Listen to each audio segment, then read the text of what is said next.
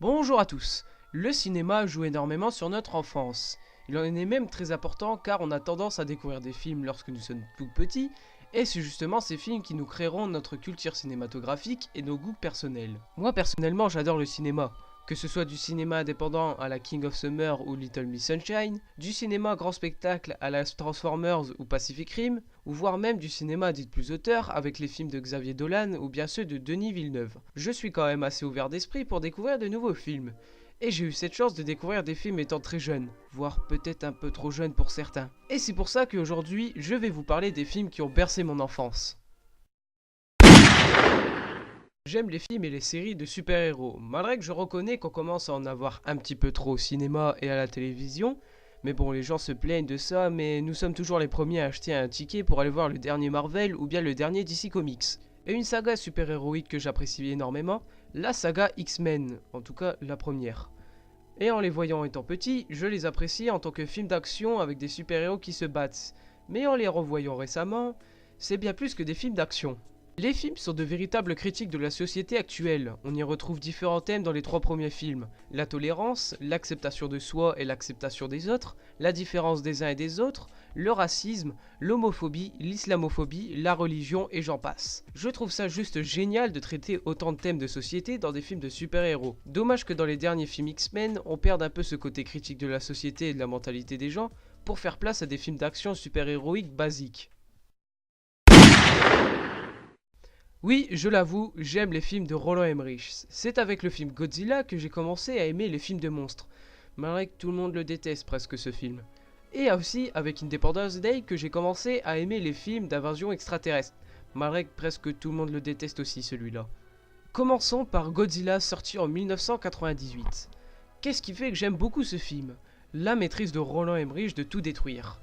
Dans ces films se passant avant le 11 septembre 2001, on avait encore le droit de faire exploser des buildings à New York. Et Roland Emmerich avait peut-être un petit peu trop tendance à tout faire péter.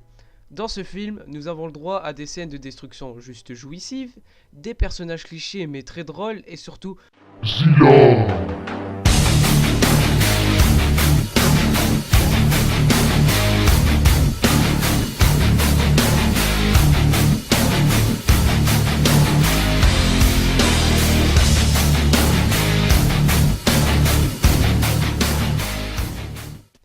Je sais qu'une bonne partie des fans de Godzilla n'aiment pas Zilla, mais moi je la trouve simplement attachante car ce n'est qu'une simple créature qui ne sait pas où elle est et qui cherche simplement à pondre ses œufs. Pour ma part, Godzilla est un film que j'apprécie énormément. Continuons avec Independence Day sorti en 1996. Encore une fois, la maîtrise de destruction de Roland Emmerich fait toujours son petit effet. Que ce soit la scène de destruction de la Maison Blanche ou bien celle des différentes villes des États-Unis qui sont toujours aussi réussites même 20 ans plus tard. Je sais que c'est patriotique à fond etc, mais je continue à vraiment adorer le film, que ce soit pour les performances de Jeff Goldblum ou bien pour Will Smith, ses effets spéciaux qui ont à peine vieilli et ses aliens toujours aussi effrayants. Passons au numéro 3. J'ai découvert la saga Terminator très jeune avec un papa qui adorait les films de Schwarzenegger. Predator, Total Recall, L'Aube du sixième jour et bien évidemment la saga Terminator. J'adore les 4 premiers films. Bon, celui-là on va faire comme s'il n'existait pas, d'accord? Pour moi, ils ont tous quelque chose qui font que j'adore ces films. Le premier pour son côté froid et glaçant. Le deuxième parce que tout est génial dedans tout simplement. Le troisième pour son côté fun et bourrin, pardon. Et le quatrième pour le fait de découvrir ce que serait le monde après le jugement dernier. Et lui, il annule totalement la saga et c'est un film de merde donc je le déconseille fortement. Les films posent des réflexions intéressantes surtout dans les 2 premiers. Le fait que les inventions des hommes peuvent devenir incontrôlables, comme par exemple de développer des intelligences artificielles ou bien justement sur les risques nucléaires. Rien que la scène dans Terminator 2 ou bien la fin de Terminator 3 sont effrayantes. Aussi pour ses effets spéciaux d'une grande qualité pour l'époque, et aussi quelque chose que j'aime beaucoup, c'est sur l'iconisation des personnages. Le T-800 qui deviendra un personnage emblématique de la pop culture, et un autre personnage qui deviendra aussi un symbole pour les personnages féminins forts, le personnage de Sarah Connor. Je vous conseille de voir la saga pour la simple et bonne raison que ce sont des films cultes et des très bons films. J'adore la saga Star Wars et en particulier la prélogie. Mein Führer, Steiner konnte nicht genügend Kräfte für einen Angriff massieren.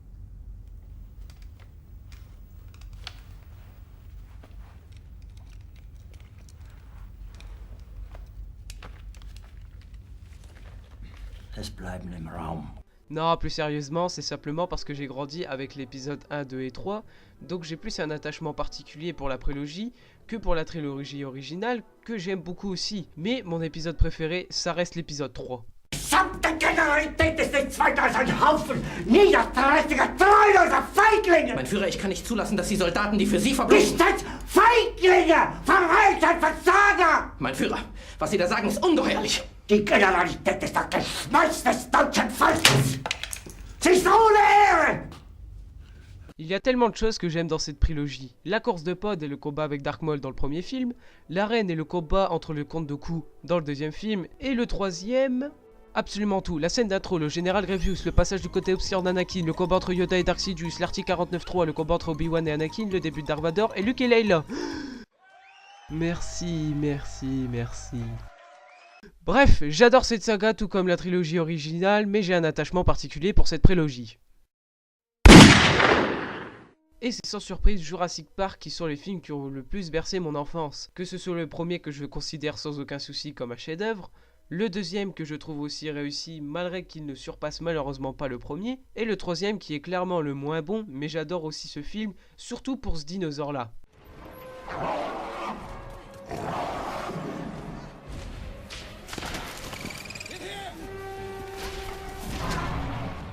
C'est fou comment ce dinosaure me fait toujours autant aimer ce film. 14 ans plus tard, j'ai découvert Jurassic World que j'ai vraiment aimé aussi par la même occasion, malgré ses défauts apparents que je reconnais bien évidemment. Comme je l'ai déjà dit dans une vidéo, la saga mêle action, images puissantes, moments de poésie, effets spéciaux d'une grande qualité surtout pour l'époque, personnages iconiques et des réflexions posées par les films comme par exemple sur le traitement des animaux, la création et les inventions par l'homme. Et quelle est ma scène préférée de la saga Jurassic Park? En y réfléchissant, c'est celle-ci.